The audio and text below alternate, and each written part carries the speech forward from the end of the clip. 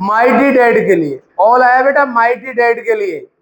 हमारे जो शहीद योद्धा हैं जिन्होंने हमें सुरक्षित रखने के लिए अपने प्राणों की आहुति दी, उनके बारे में हम कभी कुछ भूल नहीं सकते। ऑल लवली टेल्स, सारी लवली मतलब प्यारी, टेल्स होता है कहानी किस्से, लिखो टेल्स मतलब होता है कहानी किस्से। सारी जो कहानियां हैं, सारे जो किस्से हैं वो सब लवली होते हैं, प्यारे होते हैं। 15 अगस्त को, 26 जनवरी को देशभक्ति सॉन्ग जब बजते हैं तो हमें हमेशा नए लगते हैं।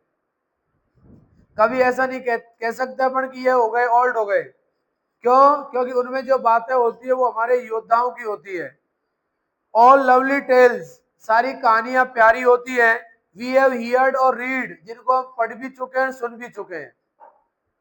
हमारे देश में रहने वाले हर व्यक्ति ने योद्धाओं की कहानियों को सुना भी है, तो उन्होंने उन कहानियों को रीड भी किया है। एंडलेस, और ये कहानियां किसके समान होती हैं? एंडलेस बोलते हैं अंतहीन। अंतहीन, फाउंटेन के ऊपर लिखो झरना।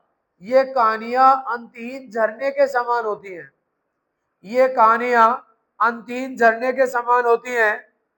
इमोर्टल ड्रिंक, ड्रिंक मतलब पीना, इमोर्टल मतलब अमर हो जाना। और जो व्यक्ति उस झरने में से पानी पीता है वो व्यक्ति भी उन योद्धाओं की तरह अमर हो जाता है। क्यों हो जाता है? अब लास्ट लाइन देखो, अब लास्ट लाइन का last word, heaven brink, from heaven brink, ये झरना बह रहा है। ब्रिंक का मतलब होता है बेटा किनारा, है ना? ब्रिंक का मतलब होता है किनारा।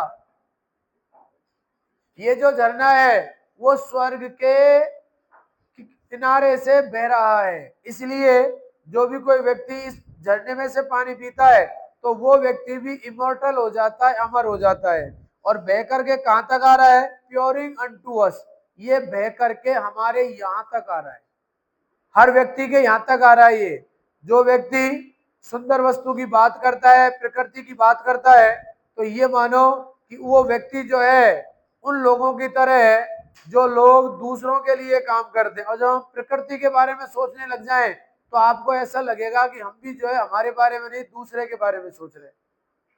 ठीक है ना? वापस देखो एक बार, ऑल लवली टेल्स, सारी कहानियां, कहानी किसकी है? माइटी डैड की, है ना?